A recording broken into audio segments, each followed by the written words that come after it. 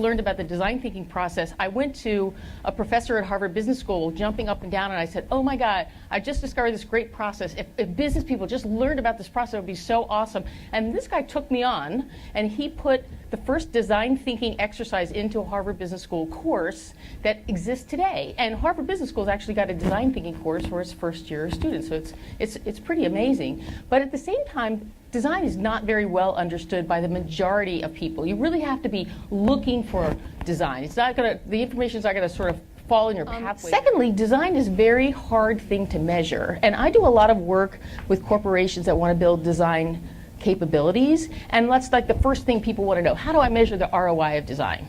And like, you could just get a playbook out and say, how do you do that? But it's a very nascent thing. And yeah, people do share that kind of information, but I've just never in 20 years of consulting doing this, never seen a really good set of common design metrics. Another thing that's you can say about design is it's very difficult to isolate as a function, right? So everybody wants to get the credit for what they do, but in design is so fundamentally integrated into making the rest of the organization go and putting the things out to market and those things being executed that you can't really say design did that.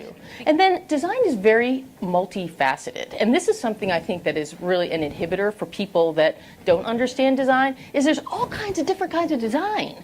And if you just, like ask the average business person what is design, they might know one thing or another, but they wouldn't know that there's 16 shades of gray here that, where people go to different kinds of schools, they learn different kind of processes, they have different kind of outputs, they work in different kinds of ways.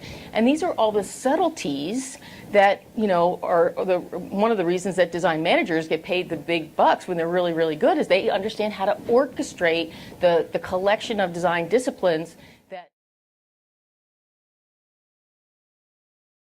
We started with 75 companies and we wanted to have American companies that were all on one of the indexes that could be compared to the S&P. So we didn't have companies like BMW and IKEA and other companies that might apply because we couldn't compare them apples to apples. And that was one of the challenges of doing this analysis. This stock index is like any other index that you would see in Wall Street indexes. Sometimes you see medical products indexes or healthcare indexes or industrial indexes. And basically what an index does is it takes a basket of stocks and it takes their market capitalization and compares it to another marker like the S&P. So the S&P is a very good indicator of how the market is going in general, and an index compared to the S&P shows how that selection of industry or stocks are doing in general. So we were amazed when we saw what we had. We played around with this for a really long time. It took us quite a long time to get the right companies in there and